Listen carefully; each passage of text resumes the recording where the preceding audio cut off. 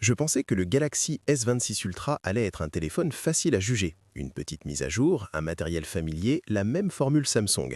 Mais après 2 semaines de voyage à travers des aéroports, des hôtels, des cafés, plusieurs pays et même un bref moment dans une zone de conflit, quelques choses sont devenues très claires et certaines m'ont vraiment surpris. Sur le papier, cela ressemble à l'une des plus petites mises à jour ultra de Samsung depuis longtemps. C'est la partie que tout le monde voit. Ce que vous ne voyez pas, c'est comment un ensemble de petits changements commence à compter une fois que cela devient votre téléphone du quotidien. Et c'est là que l'histoire change assez vite. La première chose que vous remarquez, c'est la forme. Samsung l'a arrondi. Et oui, il est nettement plus facile à tenir que les deux derniers Ultra.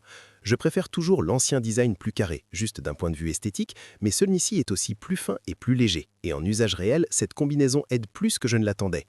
Le coloris Sky Blue a aussi fini par beaucoup plus me plaire avec le temps que des bœufs. Mais il y a un petit détail de design que je ne peux pas ignorer. Le S Pen ne semble correct que lorsqu'il est inséré dans un seul sens, ce qui est étrange, surtout qu'il n'y a rien de particulier ici pour le justifier. Le Bluetooth est toujours absent du S Pen, donc soyons clairs, c'est maintenant juste un stylet standard et Samsung va probablement garder ça comme ça. Même avec ça, c'est toujours le seul flagship actuel de 2026 à offrir un S Pen intégré. Et pour ceux à qui ça compte toujours plus que Samsung ne veut probablement l'admettre. L'écran est facilement l'un des meilleurs que j'ai utilisé récemment sur un téléphone. Mais la chose qui m'a le plus marqué n'était pas une fiche technique impressionnante, c'était la fonction de confidentialité. Comme je voyage beaucoup, pouvoir bloquer la vue latérale est devenu réellement utile, pas juste gadget, et Samsung vous donne beaucoup de contrôle sur son fonctionnement. Vous pouvez activer cet écran de confidentialité application par application, et il fait un travail solide pour bloquer la vue sous angle. Le compromis est une légère baisse de luminosité, mais comparé à mon S25 Ultra vu de côté, la différence n'était honnêtement pas si marquée.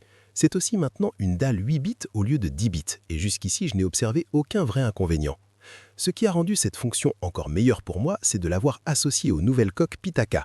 J'utilise Pitaka depuis des années et ces coques ultra fines en fibre d'aramide ajoutent de la protection, un support pour accessoires magnétiques et 3 boutons programmables. J'en ai assigné un au mode confidentialité, donc en une pression, il s'activait ou se désactivait. Et c'est devenu super utile en déplacement.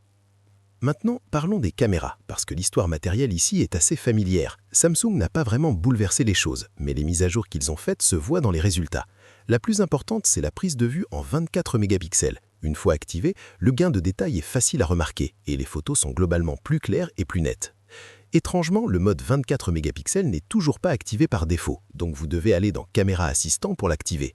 Après ça, ça fonctionne en 1x, ultra grand angle et 5x. Le mode portrait reste limité à 12 mégapixels pour l'instant, ce que j'espère voir corriger via logiciel. Les couleurs paraissent aussi un peu plus naturelles cette fois, avec moins de la saturation typique des anciens Samsung. Le zoom reste solide jusqu'à 30x, mais la vidéo est là où ce téléphone m'a le plus surpris. Dans mes tests, la gestion du bruit était au niveau de l'iPhone, et dans certaines scènes, c'était même meilleur, surtout autour du zoom 25x.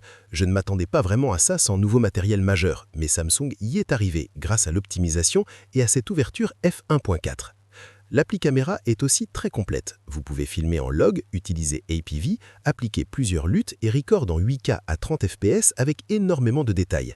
Gardez simplement en tête que les fichiers APV deviennent très lourds, donc le stockage externe est le choix le plus intelligent. Ajoutez la stabilisation vidéo avec verrouillage horizontal qui garde votre image bien droite pendant l'enregistrement et l'ensemble devient vraiment puissant. Mes critiques sur la caméra sont simples. L'objectif 3x semble inutile et la caméra frontale a besoin d'une mise à jour. Mais à part ça, Samsung a fait beaucoup de choses correctement ici, y compris l'audio. Les haut-parleurs et les micros sont parmi les meilleurs que j'ai utilisés depuis longtemps. Des gens me demandaient littéralement ce qui n'allait pas avec le micro de mon iPhone parce que celui-ci sonnait beaucoup plus clair.